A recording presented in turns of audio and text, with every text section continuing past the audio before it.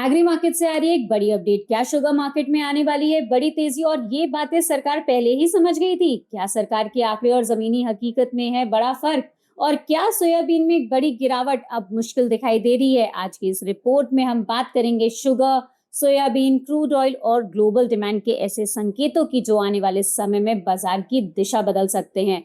दोस्तों, sugar market में इस समय सबसे बड़ा मुद्दा सरकारी आंकड़ों और वास्तविक उत्पादनों में बड़ा अंतर है। जहां शुरुआत में शुगर प्रोडक्शन का अनुमान लगभग 31 मिलियन टन बताया जा रहा था, वहीं एक्चुअल अराइवल और क्रशिंग डेटा के हिसाब से प्रोडक्शन करीबन 27.75 मिलियन टन ही दिखाई दे रहा है, यानी लगभग 3 मिलियन टन का बड़ा अंतर।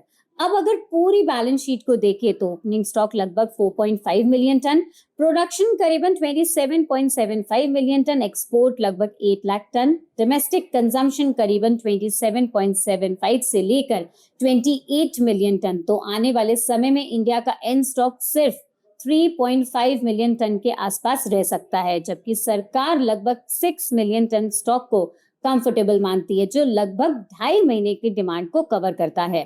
पिछले 2 महीनों से सरकार के एक्शंस भी काफी इंटरेस्टिंग रहे हैं। नॉर्थ इंडिया में स्वैप सिस्टम्स के तहत कई शुगर मिल्स जो खुद एक्सपोर्ट्स नहीं करना चाहती थी और वो अपना एक्सपोर्ट कोटा को दे देती थी, लेकिन पिछले लगभग 2 महीने से क्लियरेंस में रुकावट देखने को मिली है। यानी सरकार शायद शुगर को लेकर कोई बड़ा स्ट्रैटेजिक डिसीजन लेने की तैयारी में थी। ये बात शुगर मिल को पहले ही अनुभव हो रहा था, इस बात का शुगर मिल को पहले ही अनुभव होता हुआ नजर आ रहा था।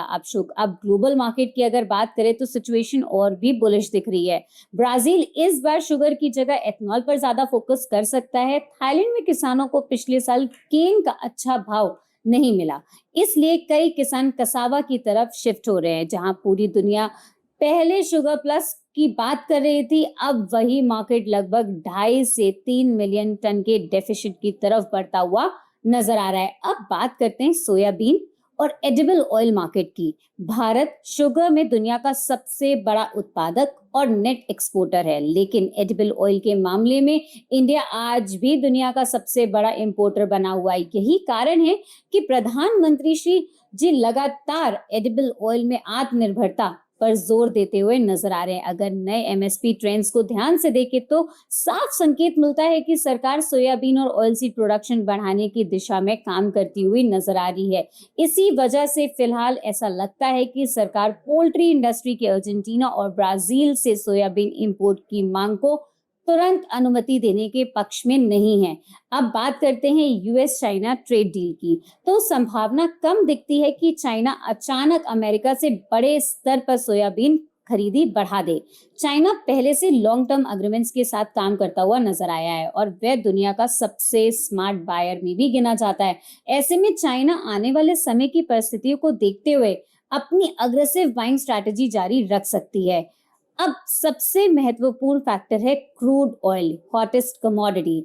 आईईए और ओपेक दोनों के आंकड़े संकेत दे रहे हैं कि आने वाले महीनों में नहीं बल्कि अगले साल तक भी क्रूड ऑयल का $80 के नीचे टिकना आसान नहीं होगा। इसका सीधा असर किस पे पड़ेगा?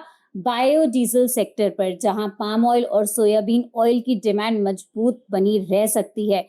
इसके अलावा एल नीनो और फर्टिलाइजर का खतरा तो बढ़ा ही है। अगर एशिया में पाम प्रोडक्शन प्रभावित होता है तो ग्लोबल एडिबल ऑयल सप्लाई पर दबाव और भी ज्यादा बढ़ सकता है। इन सभी फैक्टर्स को देखते हुए ऐसा लगता है कि सरकार भी यह समझती है कि किसानों को अच्छे भाव मिलेंगे तभी सोयाबीन की बुवाई भी बढ़ेगी। इसलिए आने वाले समय में सोयाबीन में बड़ी गिरावट की संभावना हाल फिलहाल कम दिखाई देती हुई नजर आ रही है और मार्केट बहुत अच्छे भाव की तरफ बढ़ता हुआ भी दिखता नजर आ रहा है। अब आपकी राय क्या है? सोयाबीन में आने वाले समय में तेजी बन सकती है या फिर मंदी, और शुगर में हल्की फुल्की तेजी दिखाई सकती है या फिर मंदी? कमेंट करके हमें जरूर बताएं और ऐसे ही गहराई वाले अपडेट्स के लिए चैनल को तुरंत फॉलो करें और पेड सर्विसेज से जुड़ने के लिए 8484998474 पर तुरंत संपर्क करें। तब तक के लिए bye bye, happy and safe trading. Investments in securities market are subject to market risks. Read all the related documents carefully before investing.